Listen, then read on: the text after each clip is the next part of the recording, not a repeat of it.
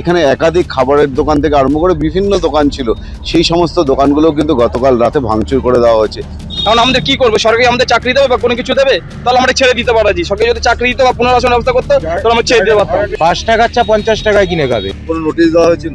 না, নোটিশ দেওয়া হয়নি। ম্যাক্সিমাম আপনি এখানে দাঁড়িয়ে জিজ্ঞেস করুন, 100-র ভিতরে 99টা পাবলিক বলবে যে আমাদের অসুবিধা আছে, কারণ আমরা কিছু খাবার পাচ্ছি না। এখন 10 টাকা দিলে আমি এখানে দুটো কচুরি খেতে পাচ্ছি, এক গ্লাস জল খেয়ে কিছুটা টাইম কাটাতে পারছি। একটা হোটেলে যাবো, আমি এক কাপ চা খেতে গেলে 25 টাকা 30 টাকা নিয়ে যাবে। টেন্ডার দিয়ে নতুন সব বড় বড় কোম্পানিকে দেবে, নতুন দোকান হবে। আমাদের কোনো কিছু নোটিশ দেয়নি, কোনো কিছু দেয়নি। আমাদের অটোমেটিক রাত্রিবেলা এসে বুলডোজার চালিয়ে পুলিশ গার্ড দিয়ে আমাদের সব জিনিসপত্র ভেঙে দিয়ে গেছে। মালপত্র সবই রয়েছে, যে আমরা খাবো কি? লাস্টে বাবা মা সাথে নিয়ে কোথায় যাবো আমরা? সরকার যেন এটা দেখে, সরকার একটু দেখুন। সরকার হকার উচ্ছেদে নেমেছে। আমরা দেখেছি শিয়ালদা স্টেশন থেকে শুরু করে হাওড়া স্টেশন এবং শিয়ালদা স্টেশন থেকে হাওড়া স্টেশন সমস্ত জায়গাতেই কিন্তু হকার উচ্ছেদ চলছে। বিভিন্ন জায়গায় নোটিশ দিলেও বেশ কয়েকটা জায়গায় কিন্তু নোটিশ দেয়নি, এমনটাও কিন্তু অভিযোগ করছেন যারা হকাররা তারা। এবং আমরা দেখতে পাচ্ছি যে এই দমদম স্টেশনের উপরেও যেমন নাকি হকার উচ্ছেদ করা হয়েছে, তার পাশাপাশি স্টেশনের ঠিক বাইরে এখানে একাধিক খাবারের দোকান থেকে আরম্ভ করে বিভিন্ন দোকান ছিল, সেই সমস্ত দোকানগুলোও কিন্তু গতকাল রাতে ভাঙচুর করে দেওয়া হয়েছে। এবং সাধারণ যারা হকাররা রয়েছে তাদের অভিযোগ, তাদের কাছে কোনো নোটিশ আসেনি, কিন্তু উপরে নোটিশ থাকলেও এখানে নোটিশ দেওয়া হয়নি। এবং গতকাল রাত জুড়ে কিন্তু যেভাবে উচ্ছেদ করা হয়েছে এবং প্রচুর মানুষের বিক্ষোভের সম্মুখীন হয়েছিলেন পুলিশ প্রশাসন এবং রেল পুলিশ, এবং তারা তা সত্ত্বেও কিন্তু সেগুলো ভেঙে দিয়েছে। একটু জানার চেষ্টা করবো যারা হকাররা রয়েছেন তাদের সঙ্গে একটু কথা বলার চেষ্টা করবো। আপনার দোকান কখন ভাঙলো? আমার দোকান ভালো রাত্রে 11:30টার পরে। কোনো নোটিশ দেওয়া হয়েছিল? না, নোটিশ দেওয়া হয়নি। এইটা কপারেটিভ ছিল, এই পর্যন্ত ভাঙার কথা ছিল না। রাত্রেবেলা দেখি সব ভেঙে। আজ এখানে সরকারি জায়গার উপরে না, এটা বোধ হয় পৌরসভা, ওই যে কর্পোরেশন। হ্যাঁ, তা ভেঙে দেওয়ার সময় আপনাদের তার আগে কোনো নোটিশ না পেলে মাল সরাতে পেরেছিলেন, জিনিসপত্র? মাল আমরা কিছু কিছু সরিয়েছিলাম, আর বেশি সরাতে পারিনি। পুলিশ এই ভাঙলো কিসে? ওই বুলডোজার দিয়ে। আপনারা বাধা দেওয়ার চেষ্টা করেননি? তখন কি আমরা আসতে পারিনি এই বয়সের সামনে? জলধর সাহা। হ্যাঁ বলুন। আমাদের বাধা দেওয়ার চেষ্টা করেছে, আমাদের লাঠি চার্জ করে তাড়িয়ে দিয়েছে পুলিশ।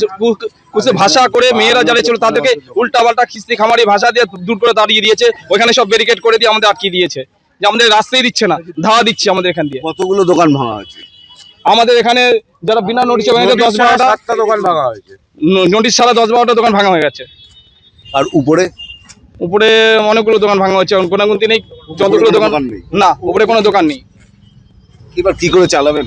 সেটাই তো আমরা কি করে বুঝবো এখন, কি হচ্ছে? বাবা মা অসুস্থ পড়ে আছে, হার্টের পেশেন্ট, তাদের কি করে সংসার চালাবো, কি করব? এটাই তো আমাদের বাবা এখানে করে গেছে, ছেলেরাই করছি, আমরা করছি, এছাড়া কে করবে আর? কারণ আমাদের কি করবো, সরকারি আমাদের চাকরি দেবে বা কোনো কিছু দেবে, তাহলে আমরা ছেড়ে দিতে পারা জি। সরকারি যদি চাকরি দিত বা পুনর্বাসন ব্যবস্থা করতো তাহলে আমরা ছেড়ে দিতে পারতাম। এইভাবে হকার উচ্ছেদ আমাদের এটা কি ঠিক হচ্ছে? এটা তো অন্যায় হচ্ছে, বহুত অন্যায় হচ্ছে। মালপত্র সরাবার সুযোগ দিচ্ছে না, যে মালটা সরাবো একানেও মাল সরাতে পারিনি, সব মালই রয়েছে। লাঠি চার্জ। প্রশাসনকে কোনো টাকা দিতে নেই না, কোনো প্রশাসন আমাদের কোনো টাকা টোকা নিত না। আমরা টাকা বলেছিলাম যে আমাদের ভাড়া স্থায়ী করে দাও, আমাদের লাইসেন্স করে দাও, ভাড়া দাও, চাও আমরা ভাড়া দেবো, সব কিছু আমরা দিতে রাজি আছি। পুনর্বাসন চাইছেন? হ্যাঁ, পুনর্বাসন তো অবশ্যই চাইছি। নাহলে আমরা করে খাবো কি করে? আমাদের তো পুনর্বাসন না হলে কোথায় খাবো, কি করবো? কিসের দোকান ছিল আপনার? চায়ের দোকান ছিল। কত বছরের চায়ের দোকান?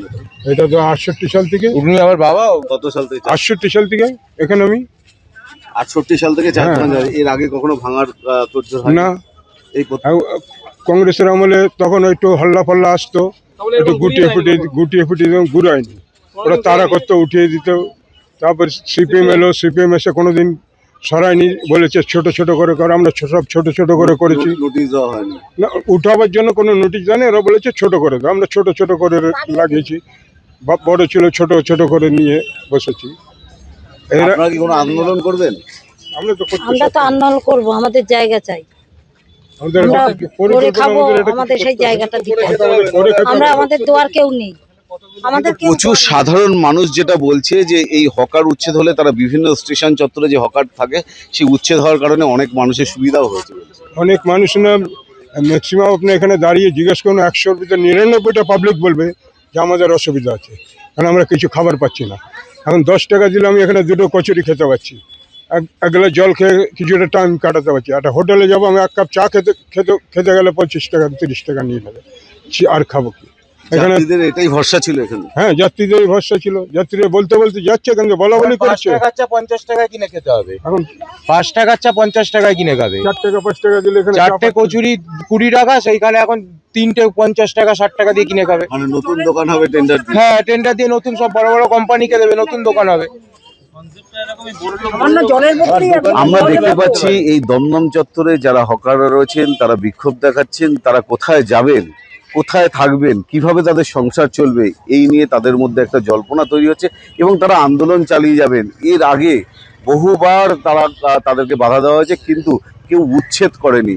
কিন্তু বর্তমান সরকার আসার পরেই কিন্তু আমরা দেখতে পেয়েছি হাওড়া স্টেশন থেকে আরম্ভ করে শিয়ালদা স্টেশন সব জায়গায় কিন্তু উচ্ছেদের ঘটনা ঘটেছে এবং এই উচ্ছেদের ঘটনা দমদমও তার ব্যতিক্রম নয়। দমদম গতকাল রাতে বুলডোজার দিয়ে কিন্তু একাধিক দোকান ভেঙে দেওয়া হয়েছে এবং যে সমস্ত অস্থায়ী দোকানগুলো ছিল এখানে এবং কেউ দালান দিয়ে একটু দালান ঘর করে দোকান চালিয়েছেন, তাদের দোকান সব ভেঙে দেওয়া হয়েছে এবং তাদেরকে কোনো নোটিশও দেওয়া হয়নি এবং বহু মানুষের ক্ষয়ক্ষতি হয়েছে। কারো লক্ষাধিক টাকার জিনিস কিন্তু এর তলায় চাপা পড়ে গিয়েছে এবং এই মুহূর্তে আমরা যে ছবি দেখতে পাচ্ছি যে সাধারণ যারা হকাররা তারা কিন্তু এখানে অবস্থান করছেন এবং পাশাপাশি পুলিশেরও দুটো গাড়ি রয়েছে এবং উপরে পার্টে এই মুহূর্তে কাউকে যেতে না দিলেও কিন্তু উপরে কোনো দোকান নেই। গতকাল গভীর রাত অবধি কিন্তু চলে এই হকার উচ্ছেদ এবং বিভিন্ন রাজনৈতিক দল তারা কিন্তু এই হকার উচ্ছেদের প্রতিবাদ করেছেন। এর আগে আমরা দেখেছি যে বিভিন্ন স্টেশন চত্বরে হকার উচ্ছেদের প্রতিবাদ করা সত্ত্বেও কিন্তু এই হকারদের কিন্তু তুলে দেওয়া হলো এবং আগামী দিনে